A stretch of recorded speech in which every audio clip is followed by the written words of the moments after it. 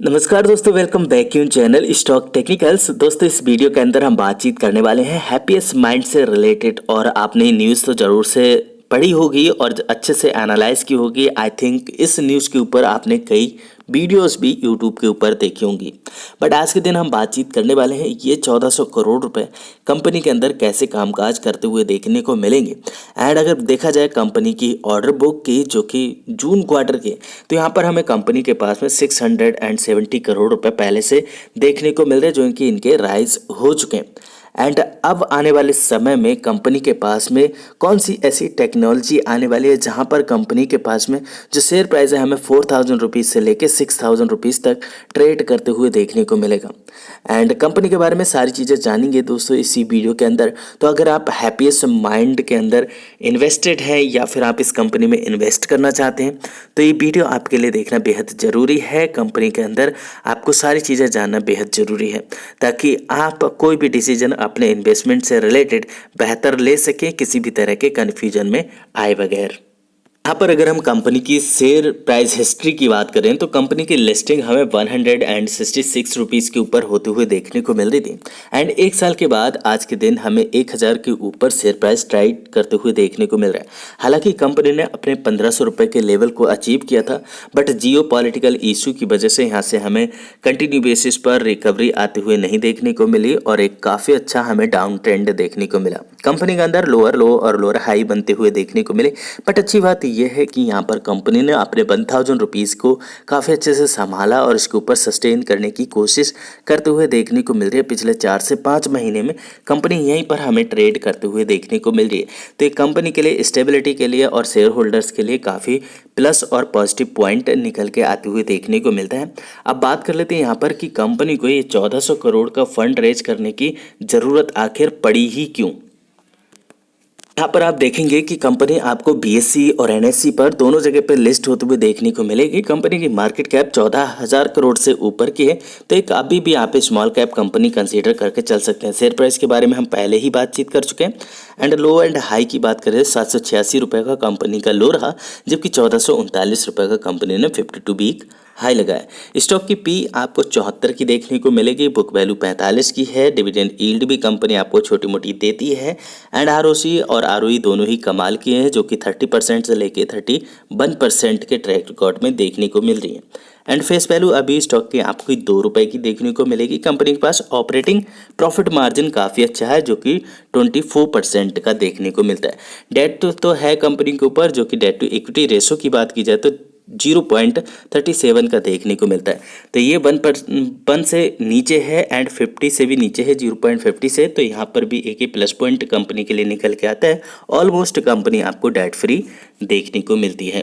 Company की market cap यहाँ पर आपको 14,000 करोड़ से ऊपर की देखने को मिलती है और डेट की बात की जाए तो कंपनी के ऊपर 250 करोड़ का डेट है, तो एकदम ना के बराबर है। कंपनी आपको ऑलमोस्ट डेट फ्री देखने को मिल रही है, तो ये काफ़ी अच्छी बात है।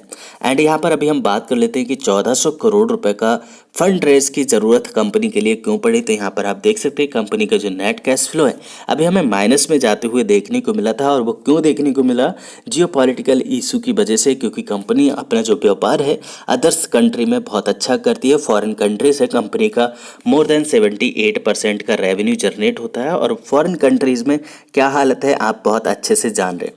एंड जिसकी वजह से कंपनी का जो कैश फ्लो है काफ़ी ज़्यादा घटते हुए देखने को मिला, और जिसकी वजह से हमें शेयर प्राइस भी काफ़ी अच्छे से नीचे आते हुए देखने को मिला।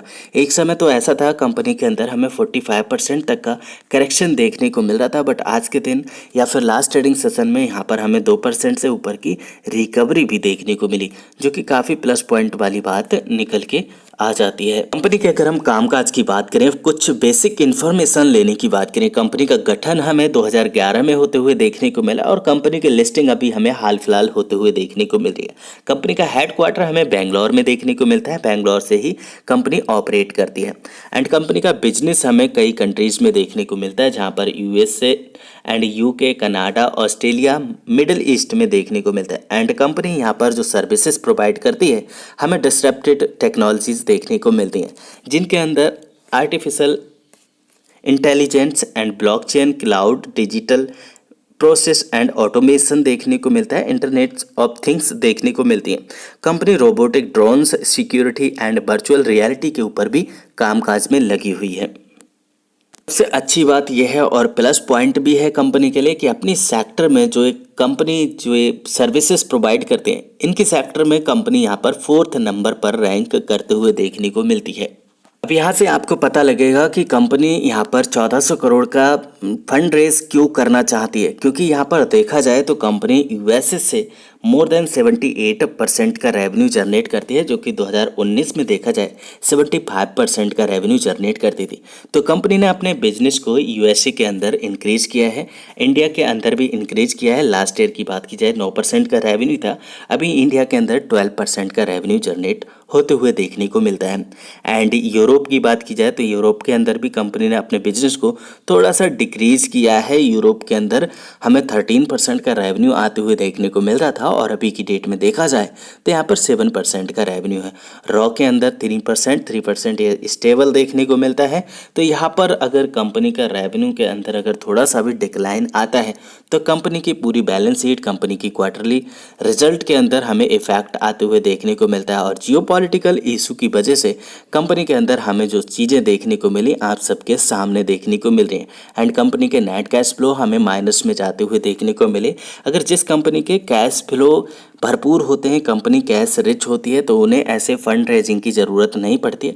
बट न्यू कंपनी के लिए फंड रेजिंग की ज़रूरत पड़ती है, क्योंकि उन्हें कई सारी चीज़ें मैनेज करनी होती हैं। और कंपनी के लिए जब कभी भी कैपेक्स करना होता है, अगर कंपनी के पास में कैश फ्लो नहीं है, तब उनके लिए ऐसे फंड रेजिंग करनी ही पड़ती है। और इस वजह से कंपनी अभी हमें फंड रेजिंग करते हुए देखने को मिल रही है। और कंपनी इस फंड्स का क्या करेगी, इसके ऊपर भी हम बातचीत कर लेते हैं। हैप्पीएस्ट माइंड इस फंड का कैसे यूज करने वाली है उसको आप यहाँ पर रीड कर सकते हैं। राइज फंड कंपनी कुछ ऐसे पोटेंशियल मर्जर के लिए यूज करने वाली है, एक्विजिशन करने वाली है, जो कि कंपनी की ग्रोथ गाइडलाइंस के लिए काफ़ी ज़्यादा पॉजिटिव साबित होते हुए देखने को मिलेंगी।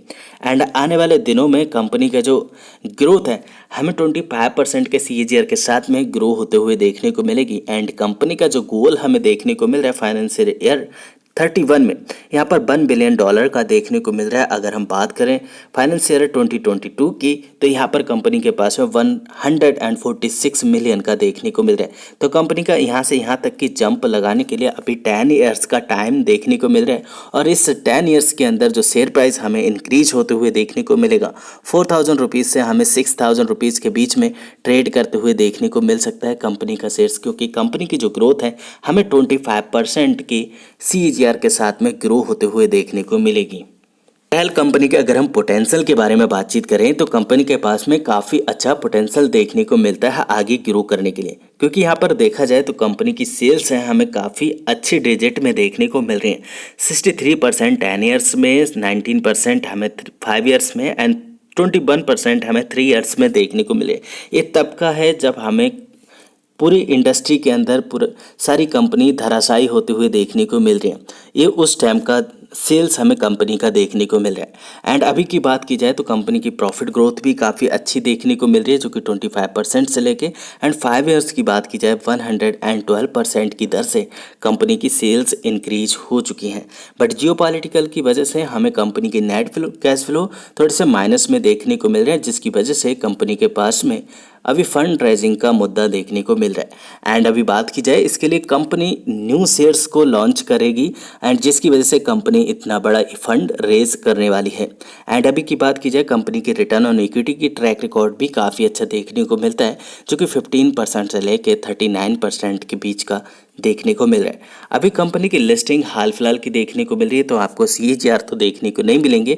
बहरहाल कंपनी 1 साल से हमें ऊपरी स्तरों से करेक्ट होते हुए देखने को मिल रही है, तो कंपनी अभी भी आपको 29% के डिस्काउंट के ऊपर अवेलेबल देखने को मिल रही है। कंपनी के शेयर होल्डिंग पैटर्न की बात की जाए दोस्तों, तो यहाँ पर प्रमोटर के पास में कंसिस्टेंट हिस्सेदारी देखने को मिल रही है। हालांकि थोड़ी सी हिस्सेदारी हमें जून के क्वार्टर में ट्रिम होते हुए देखने को मिली है। एंड साथ साथ बात की जाए यहाँ पर FI की, तो FI ने ने भी अपनी हिस्सेदारी को थोड़ा सा ट्रिम किया है, DI ने भी अपनी हिस्सेदारी को थोड़ा सा ट्रिम किया है। बट पब्लिक की बात की जाए, यहाँ पर पब्लिक की हिस्सेदारी इंक्रीज होते हुए देखने को मिल रही है और आने वाले दिनों में हमें इस वाले कॉलम के अंदर भी थोड़ी सी हिस्सेदारी और भी इंक्रीज होते हुए देखने को मिलेगी, क्योंकि यहाँ पर कंपनी अभी फंड रेजिंग की बात करते हुए देखने को मिल रही है। तो यहाँ पर अदर्स के कॉलम की हिस्सेदारी हमें थोड़ी सी इंक्रीज होते हुए देखने को मिल सकती है। और अगर कंपनी 1400 करोड़ की फंड रेजिंग बहुत अच्छे से कर लेती है तो आने वाले दिनों में स्टॉक प्राइस के अंदर हमें ये वाला फेज देखने को मिल सकता है, जहां पर स्टॉक ने 166 रुपीज से सीधे 1500 रुपए की जर्नी तय की थी। और अगर यहां से ये वाला फेज शुरू होता है तो आने वाले दिनों में बहुत ही जल्दी हमें कंपनी से 4000 रुपीज़ के और इवन हमें 6000 रुपीज़ के लेवल देखने को मिलेंगे। तो अगर आपने कंपनी के अंदर निचले स्तरों से बाइंग करके रखी हुई है, कंपनी को बिल्कुल से आप होल्ड कर सकते हैं for the long term. Company आपको काफ़ी अच्छी देखने को मिलती है। एंड अगर आप अभी तक आपने कंपनी के अंदर निवेश नहीं किया है तो निचली ओर आपके पास में 950 रुपये का लेवल और 900 रुपये का लेवल देखने को मिलता है। अभी हाल फिलहाल 1000 रुपये का लेवल भी कंपनी के पास में काफ़ी अच्छा सपोर्ट देखने को मिलता है। अगर ये वाला सपोर्ट ब्रेक होता है तो निचली ओर 950 रुपये और 900 रुपये तक कंपनी फिसल सकती है। ऊपर जाने के लिए कंपनी को ये वाला फेज़ ब्रेक करना पड़ेगा, जो कि इसका लोअर लो और लोअर हाई का बना हुआ है। एंड ये फेज़ कंपनी का यहाँ पर 1150 रुपये के ऊपर ब्रेकेबल है। और अगर 1150 रुपये के ऊपर कंपनी सस्टेन करती है तो उसके बाद हमें कंपनी वापस से अप ट्रेंड में जाते हुए देखने को मिलेगी। हालांकि अभी भी कंपनी अप ट्रेंड में ही देखने को मिल रही है, बट थोड़ा सा वैरिश हो चुकी है कंपनी, क्योंकि जियोपॉलिटिकल इशू की वजह से। एंड अभी फंड रेजिंग की बात चल रही है तो काफ़ी पॉजिटिव बात निकल के आ रही है। अभी यहाँ पर हमें कंपनी का ट्रेंड भी चेंज होते हुए देखने को मिल सकता है। अगर 1150 रुपये के ऊपर सस्टेन कर लेती है और 1250 रुपये का लेवल को रिक्लेम कर लेती है तो आने वाले दिनों में कंपनी को यहाँ पर पकड़ना थोड़ा सा मुश्किल हो जाएगा।